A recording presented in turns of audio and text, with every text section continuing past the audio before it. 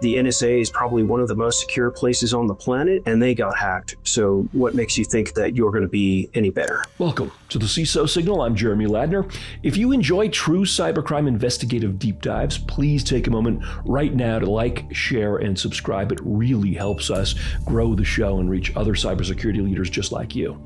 Now, we take a trip back to February 2024 to a small town in Florida where an 87-year-old grandmother leans against a pharmacy counter. She knows the routine: same prescription, same dosage, same plastic chair by the window while she waits for approval. Only this time, the screen does not clear.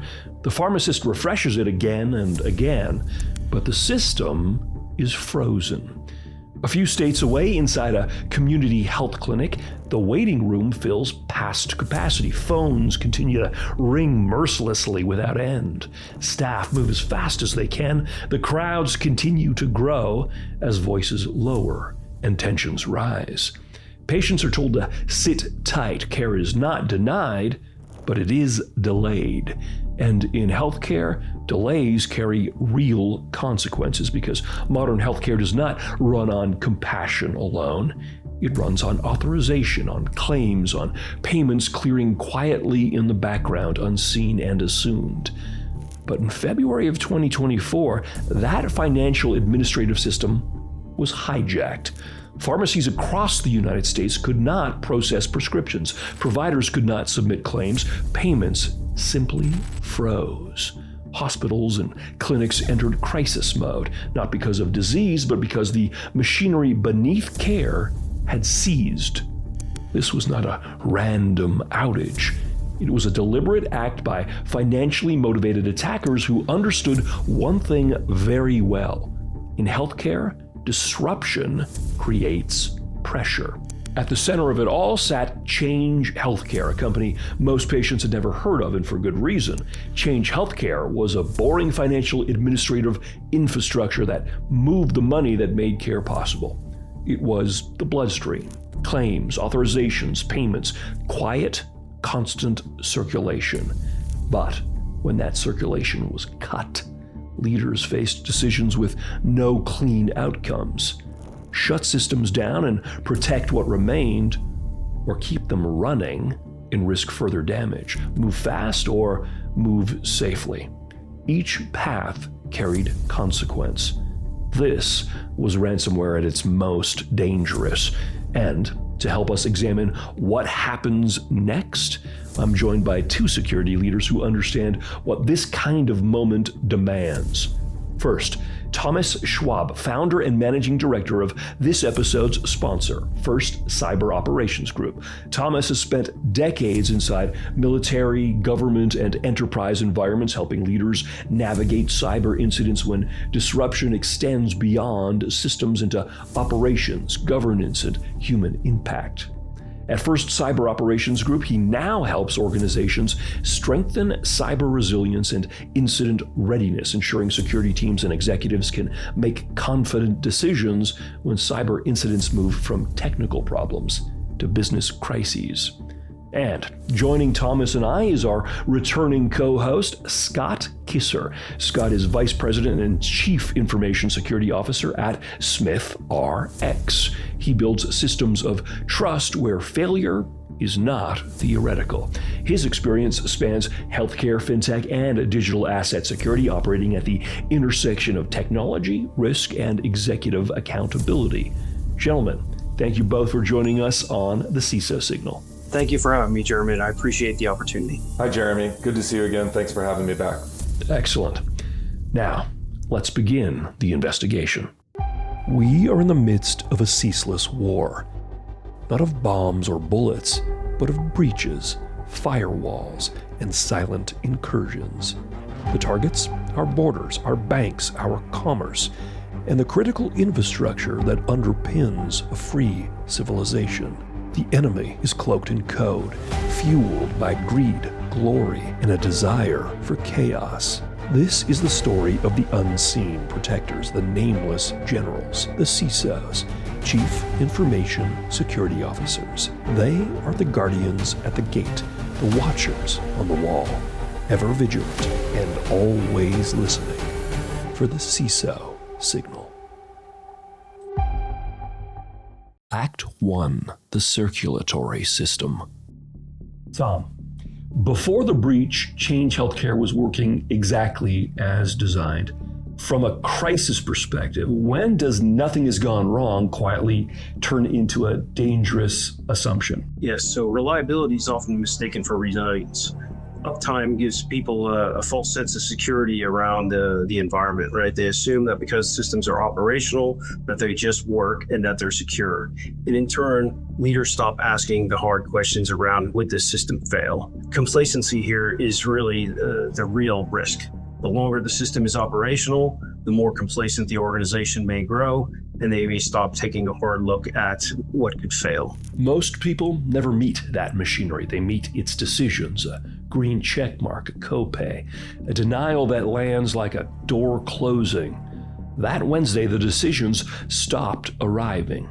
At first, it looks like nothing, a loading circle that spins a beat too long, a screen that refuses to update, a clerk who tries again and then calls across the counter, asking, is anyone else seeing this? Across town, across state lines, and across the country, the same small silences begin to stack up. A prescription sits on a counter while the pharmacist explains quietly that the network is down. A billing team refreshes a dashboard and gets yesterday's numbers frozen in place. A phone line at a doctor's office fills with patients asking why the refill is delayed, why the approval isn't showing, why the system is acting like it has forgotten their name. The board of directors in any company has a critical part to play. They're in charge of all manners of the business, and that includes dependencies, critical dependencies, and making sure operations are not only resilient, but they're there for when systems go down, absolutely. Boards frequently look at all risks, but I would say more infrequently look at critical dependencies like Change Healthcare provided. Healthcare in the United States runs on paperwork disguised as electricity.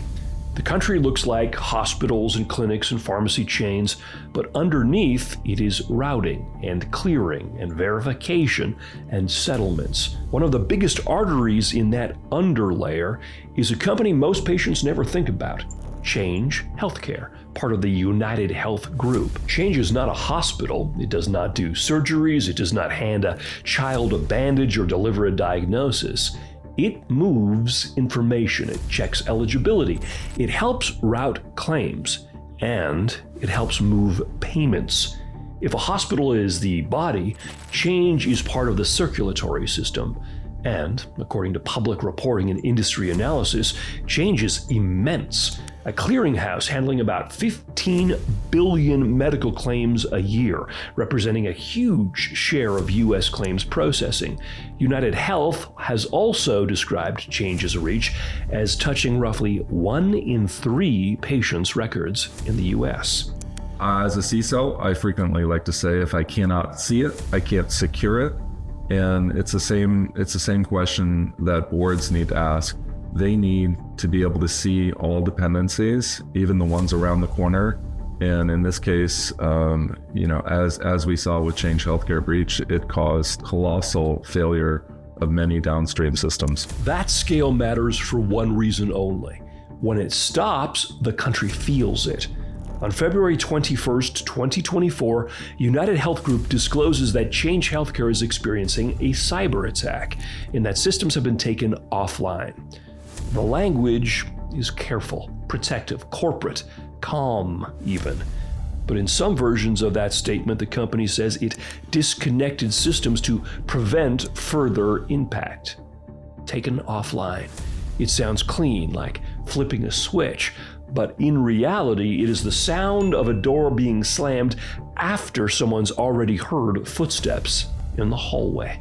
In this particular case, I actually think that the system, the entity itself, never thought that it could bring down so many downstream providers, from pharmacies to doctor's office to grandmas and grandpas and elderly people who can't get their meds. Nobody actually thought of the events. If I turn the system off, the system being Change Healthcare, what would that do to the entire U.S. healthcare system? The outage spreads into places where people cannot afford delays. Pharmacies across the U.S. report disruptions. The American Pharmacists Association says many pharmacies cannot transmit insurance claims and are facing significant backlogs.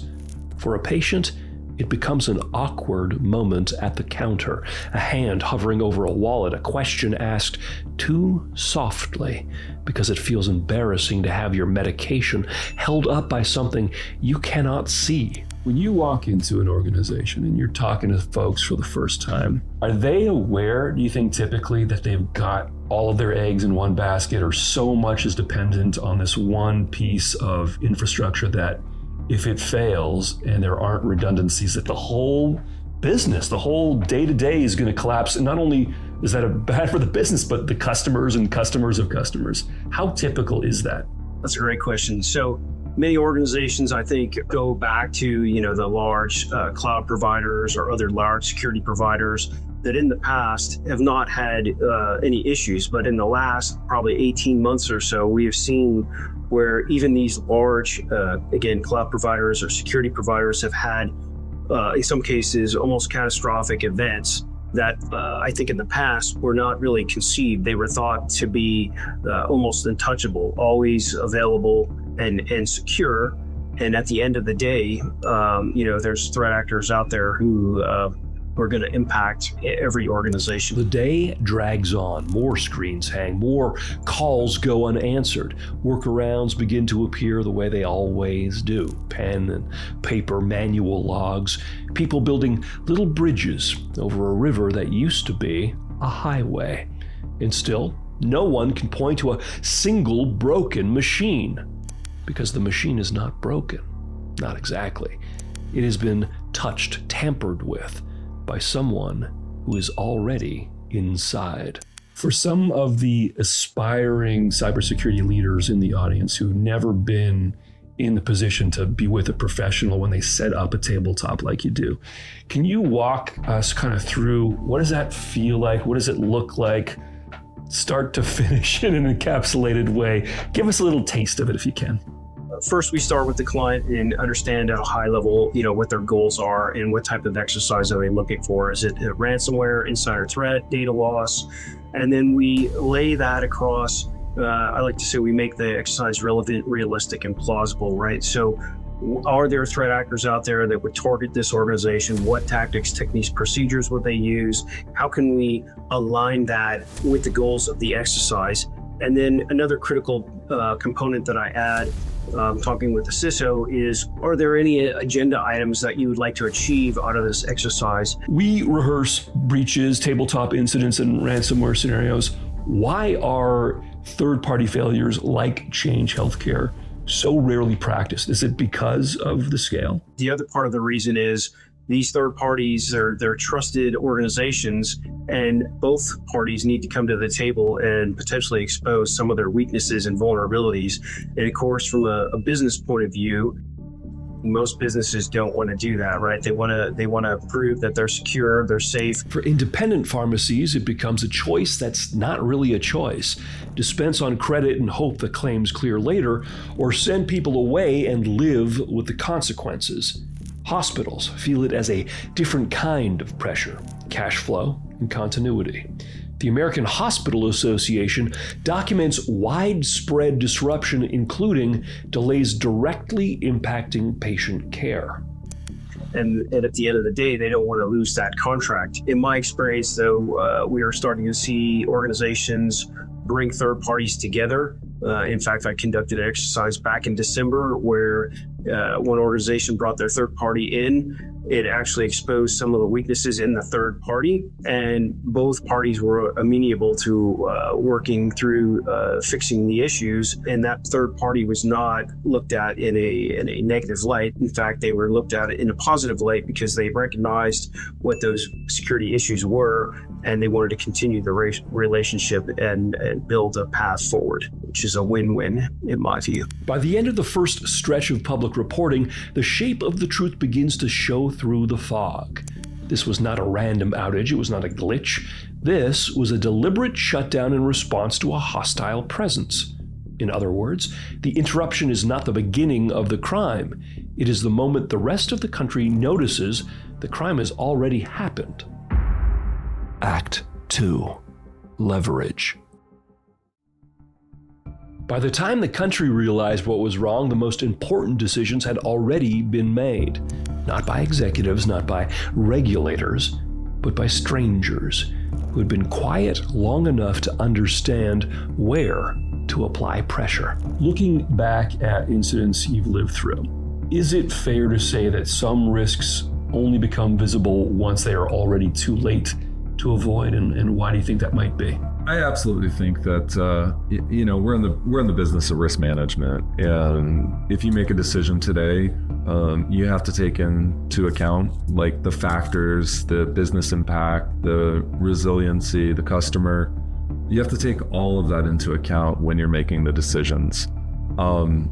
Sometimes decisions are made without any type of foresight into future breaches. Nobody wants to think of what could go wrong. Everybody wants to think about serving their customers, making sure everybody's happy, making sure their system is online, available, and customer satisfaction is high.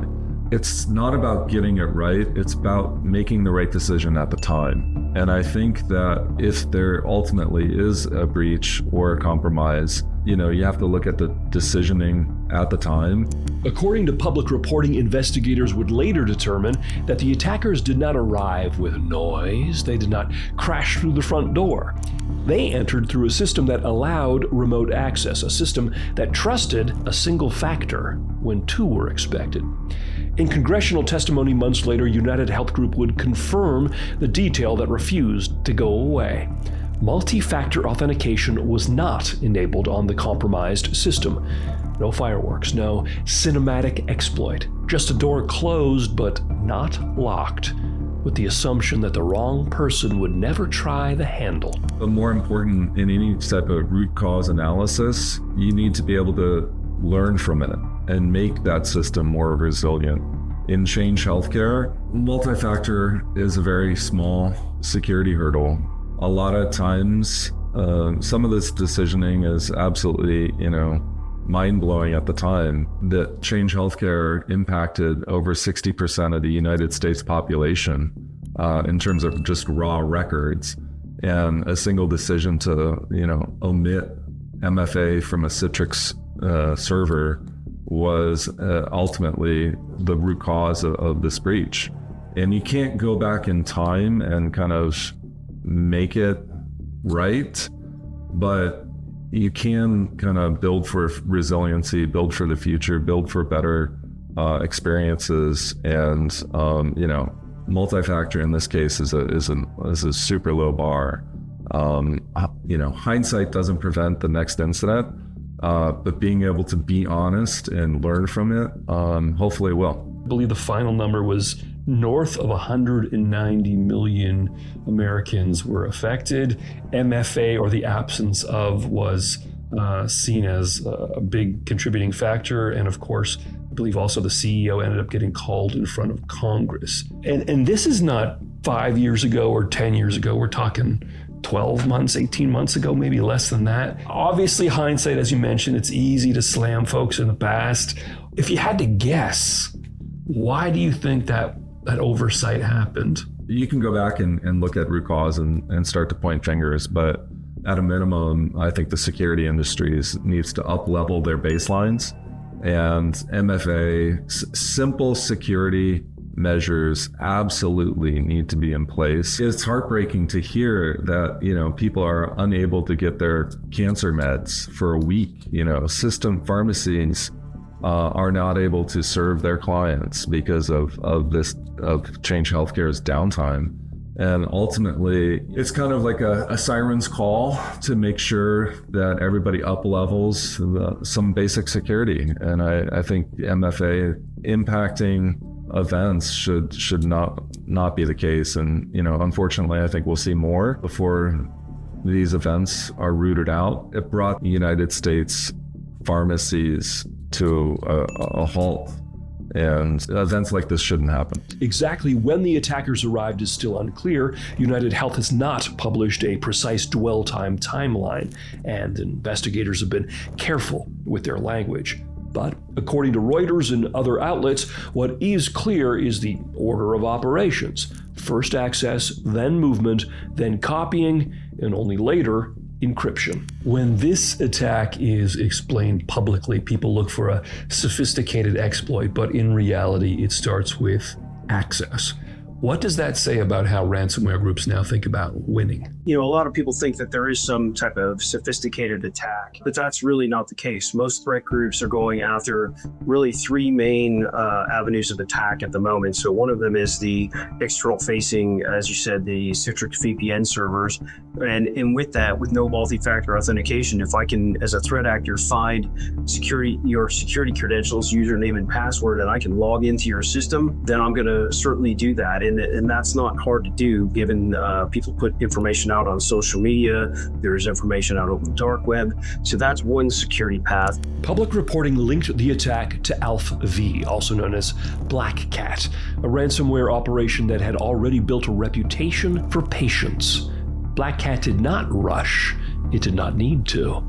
Its preferred targets were organizations that could not simply shut down without hurting people. Hospitals, infrastructure, systems where uptime was not a preference, but a requirement. Change Healthcare fit that profile perfectly. And then the third way is really the human, right? The weakness in the human, whether that's through social engineering, through phishing email, or through kind of contacting the organization's help desk, service desk, and trying to get them to reset accounts that are really the threat actor and not the actual user themselves, which is also a way to potentially bypass multi-factor authentication. Organizations need to be aware that, these are the most common paths in, and then prepare themselves around how can we defend against these and add that to their security and prioritize that. Thomas mentioned some pretty critical points, but the attackers are always going to be knocking at the door. And if they find a loose, window, a loose something ajar, they're not 9 times out of 10, they're not using sophisticated attacks. They're using some of the basics. And as we saw with the previously mentioned, the HubSpot and Klaviyo breach, it's a simple attack to try and go after somebody. And then once they're inside, they're going to, knock on all the doors. They have the initial access. And, if you could log in, if you could steal credentials with some of the most basic attacks, they're going to come and take over your systems. It does not take a lot to gain access. It doesn't. There's a video going around about outside of Atlanta's team, the physical access. And over there you see Atlanta Football Club, founded in 1907. And then they go up to the door code and they push in 1907. And the physical gate opens up. Listen, it is basic. You absolutely need to test and make sure these systems are resilient. That's where, good penetration testing comes in as well, right? A good penetration test can perform a password spraying attack. And if you have a good team, they can even perform physical security attacks, as Scott mentioned. According to United Health's disclosures, attackers exfiltrated data before deploying ransomware. The company later confirmed that the data included a mix of personally identifiable information and protected health information. Names, addresses, dates of birth, social security numbers, insurance details, and clinical data were all impacted to varying degrees. The exact volume remains unknown. That uncertainty is not an oversight, it's part of the damage. Either identity is treated as critical infrastructure, or every other control is conditional. Which of those truths do most organizations still avoid facing, do you think? That is a true statement. And in risk management, as CISOs, as developers, as cloud infrastructure engineers, everything is kind of conditional. It's risk management. But identity failure is going to bring down an organization. Identity is the only boundary that you need to protect. it controls access to systems, it controls access to your critical data. All types of controls need to be measured behind identity should be and is critical infrastructure, period. In standard ransomware tradecraft, exfiltration serves two purposes. First, it gives the attacker leverage, and second, it turns recovery into theater. Even if the systems are restored, the data has already left the room. From the attacker's point of view, why was this system the right place to strike instead of, say, a hospital or a pharmacy directly? Threat actors are looking for ways that they can gain leverage, right? Because especially at the end of the day, if it's a ransomware group, they're ultimately looking to get paid as a criminal. So typically the greater the impact that they can have, whether that's through mass encryption or through sensitive data or targeting choke points that may have access to multi-downstream systems or organizations, really become big targets for threat actors, because they know at the end of the day that the bigger the impact, the larger the organization, potentially the higher payday for them, and potentially the organization may pay that ransom because of that impact. When outages start affecting patient care, how fast does a security incident stop being your problem and start becoming something much bigger, much broader? Change Healthcare impacted humans from getting critical care. And from the moment that happens, it's not a security problem. It's about getting everything back to normal. It shouldn't be treated as a security event. It's a life event. By late February, the outlines of the extortion were visible. BlackCat published claims on its leak site, proof samples were circulated, and the implication was clear, even when the demands were not spelled out publicly. Pay, or we decide what the world gets to see and when. In the incidents you respond to, what's the moment when leadership realizes this will not be resolved quietly? In many cases, organizations are, the event occurs, they're working internally, and that information may not be public.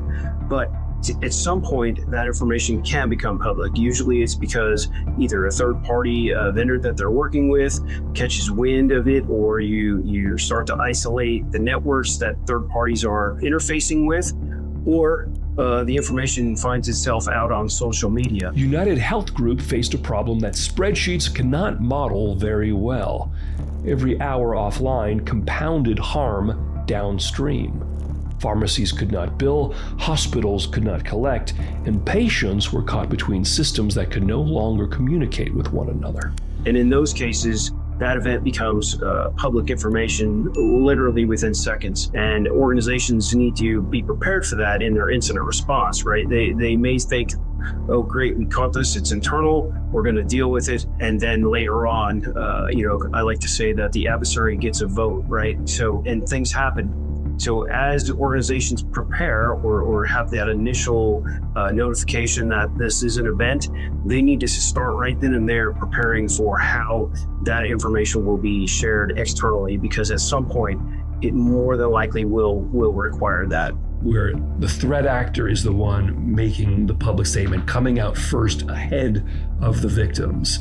Is that something that you see 10% of the time or 70% of the time? I would say that's pretty low, but there have been cases where threat actors, for example, have contacted the SEC for an organization that was publicly traded and said, hey, how come this organization has not filed a report with you because they've had a breach and they're past their 4 days or 96-hour reporting window? I'll just add, very rarely have I seen incidents or actors kind of play the public card. This is it's RAS, ransomware as a service. They are in a business looking to get paid.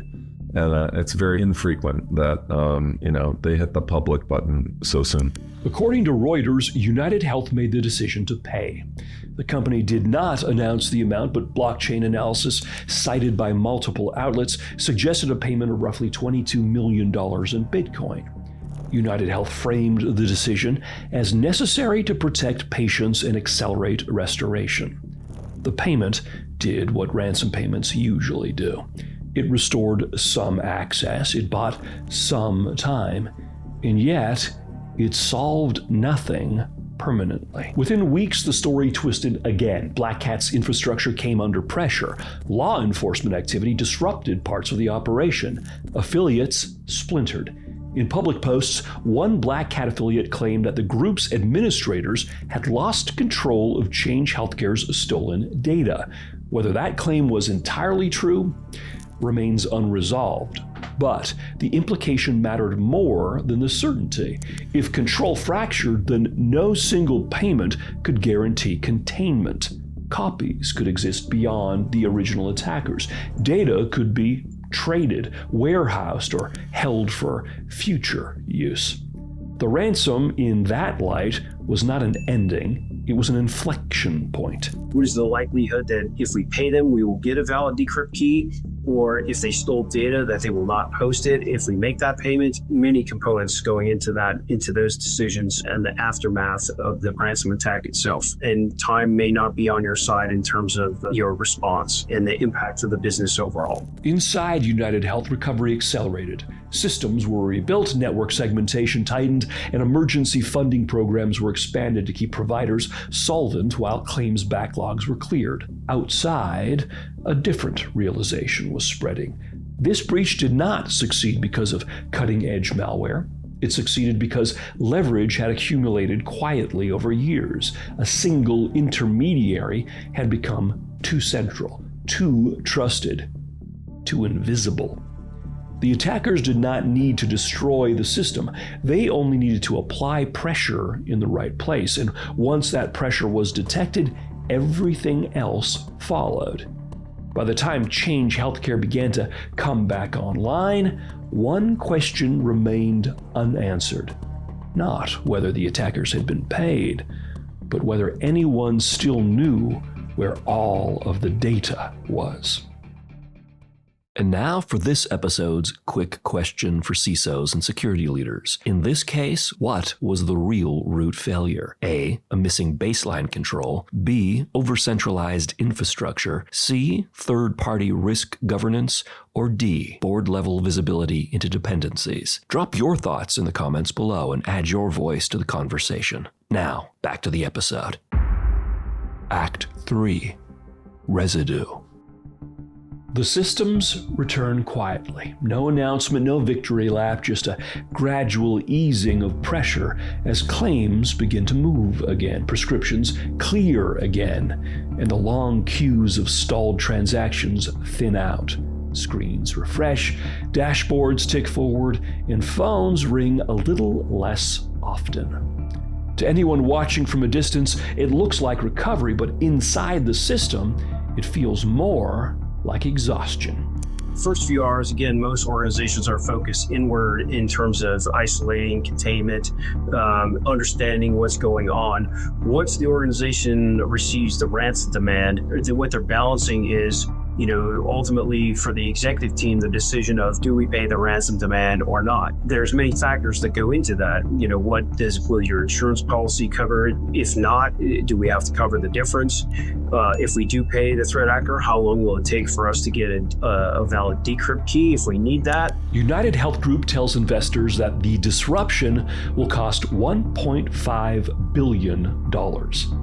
That figure includes response expenses, technology rebuilds, and the emergency programs used to keep hospitals and pharmacies solvent while the pipes were frozen. It is a large number, but it is a finite one. It can be booked, it can be amortized, it can be explained. The harder costs do not behave that way. In the weeks that follow, envelopes begin to arrive in mailboxes across the country. White paper, plain language, carefully measured sentences explaining that personal and health information may have been accessed.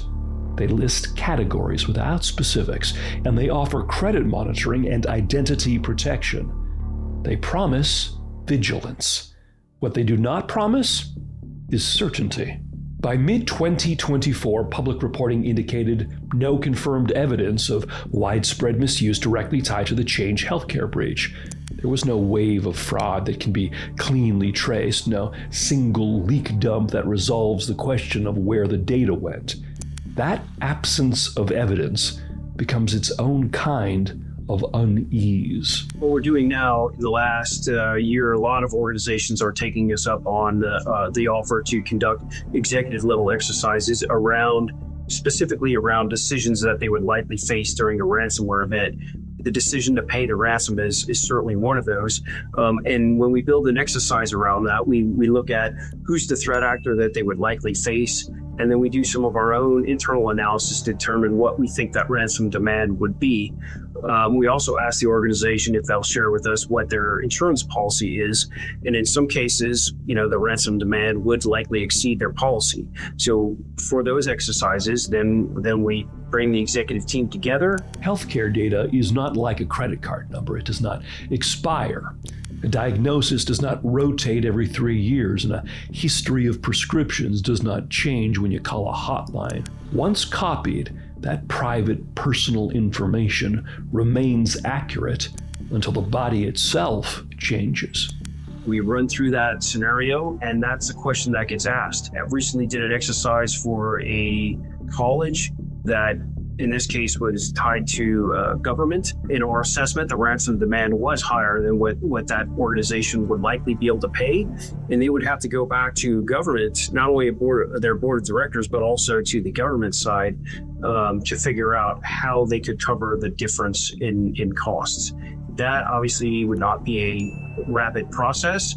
That was one of the takeaways from the exercise, is that they need to, one, assess their insurance policy, whether it's at the right level, and two, go back and have these discussions so that they can make this process much more efficient, so that if they are ever in that situation, things can move very rapidly. You're very right. Like a ransomware operator, it is almost like a ticking time bomb. Like they have their customer list, and that they're just going to keep working it, and they're going to put pressure on you to pay out that. Something Tom said cued something for me when you're figuring out kind of the cyber security coverage, the liabilities and everything. Make sure that you have a conversation, and you have a conversation internally and potentially with the insurance company. You don't want that first interaction to be talking about a real life event. You need that relationship. You need to understand the parameters. And more importantly, and you guys touch on it, the frequency of what needs to be adjusted when. Scott, as a CISO, when you're asked for guidance on paying a ransom, how do you navigate the fact that you have influence on the decision, but you don't necessarily own it and have final say? You're already bringing credibility to the decision. You have to act professionally, and you have to act responsibly. And it's not kind of a binary decision. It's a decision that the board, the leadership team is going to come up with. Thomas, in your experience, in the organizations you work with, who ultimately owns that decision? Right. It's really the CEO who's in charge, and the board of directors of making the decision that's best, the decision for the organization as to whether to pay the ransom or not.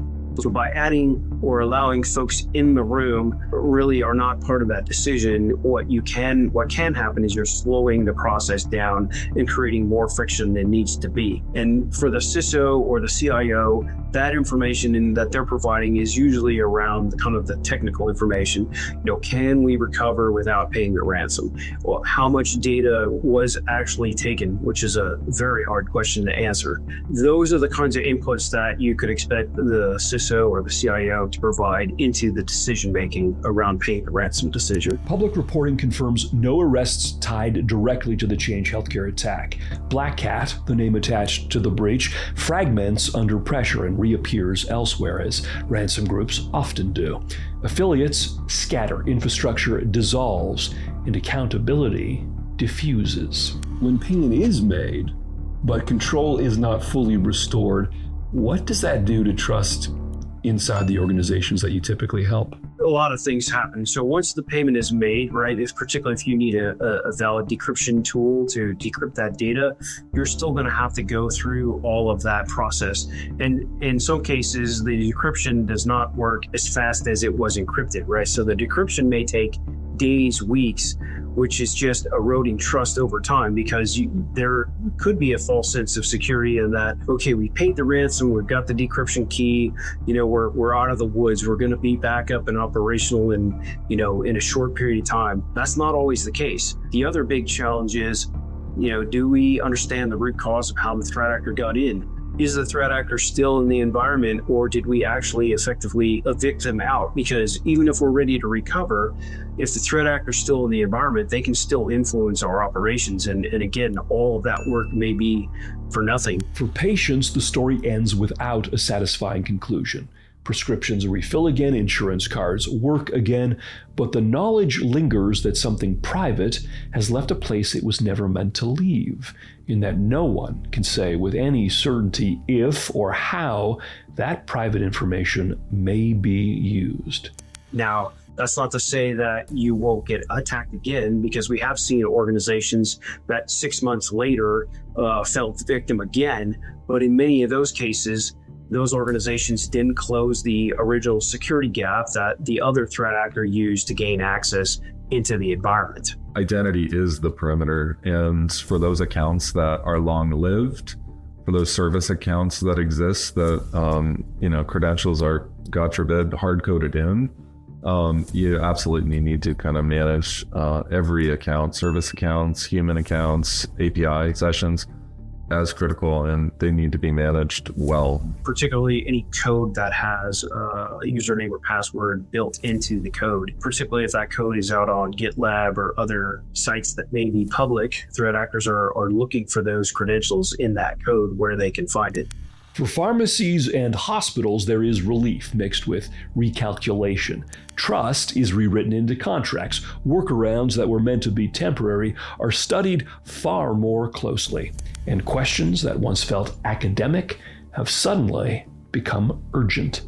After an incident like this, how does the relationship between a CISO and the board change, even if the organization fully recovers? As a CISO, your relationship with leadership, extended leadership, the board of directors is crucial. And as any relationship, it's going to have ups and downs. I think trust is absolutely key, but transparency and being able to confidently work through these problems so that the system, the teams are better is ultimately the end goal. Thomas, in your view, what do you think is the hardest lesson from incidents like this that organizations just still resist acting on? Yeah, I think one of the hardest lessons is really trying to understand what those risks are and share with the board, particularly for CISOs, because in some cases, as we brought up, there could be lower layer dependencies, and trying to understand what those risks are and then go back and try to share that with the board, right? In many cases, you're trying to define something that is maybe very technical, and the board just might not be able to wrap their head around what it is that you're asking for, right? So even like multi-factor authentication, as we talked about earlier, organizations may not really understand what that is. For security leaders watching from other industries, the lesson is not about malware families or ransom negotiations. It's about gravity. A system designed to be invisible became indispensable. A single point of access carried the weight of millions of people's health and safety. When that system paused, everything downstream paused with it. Scott, if another CISO listening today could ask just one question of their organization because of this case, what should that question be, do you think? Often the right question is more valuable than the right answer. And it is about building a better system. It's about building a stronger system. It's about building trust that is better tomorrow than it is today. And I think as a CISO, you need to explore all avenues and make sure that you're not just accepting today's control environments, today's assumptions, but you're actually building something better and something that's stronger for ultimately the trust for your company. Thomas, Scott, thank both of you gentlemen for being on the show. Really appreciate it. It was a great conversation, and hope you come back again soon and join us again. Appreciate it. Thanks, Jeremy. Nice to meet you. Thank you. Change Healthcare now fades back into the background. The claims move, the lights stay on, the machinery hums again. But now there is a residue, a recognition that ordinary operations can conceal extraordinary risk, that the most dangerous failures do not always look like failures, that sometimes the system performs exactly as designed, and that design carries the flaw. And while the country moves on, the data does not. Healthcare was built to route and verify and settle, to convert illness into codes, codes into claims, and claims into payments. It was not built to remember that every code is a human story. For the grandmother at the pharmacy counter, the breach was not simply a headline. It was a very dangerous pause in healthcare. In the months that followed, boards convened, budgets shifted, multi-factor authentication became mandatory where it was once deferred. Segmentation diagrams grew sharper, remote access was reconsidered. These are the visible corrections. They are necessary, they are measurable. Harder to measure is the recalibration of belief. For years, scale was celebrated, centralization was praised, efficiency was rewarded. Until one morning, scale became leverage. Today, the system runs again, the dashboards tick forward, but somewhere beyond the walls of the clinics and hospitals and pharmacies, copies of private data still exist, archived, bought, sold, traded, and stored for a moment when pressure is useful again. In a world where infrastructure is invisible until it fails, we do not have the luxury of assuming the machinery will protect us or itself. We can only listen more carefully, design more deliberately, and question more relentlessly, because the next attack is being planned right now. And so, we must remain forever vigilant and always listening for the CISO signal. If you enjoyed this episode, please like, share, and subscribe. If you didn't, thanks for listening this long. We'll see you on the next episode of the CISO Signal. All episodes are based on publicly available reports, postmortems, and expert analysis. While we've done our best to ensure accuracy, some cybersecurity incidents evolve over time and not all details have been confirmed. Our goal is to inform and entertain, not to assign blame. Where facts are unclear, we've used cautionary language, and we always welcome your corrections. Thanks for listening to the CISO Signal.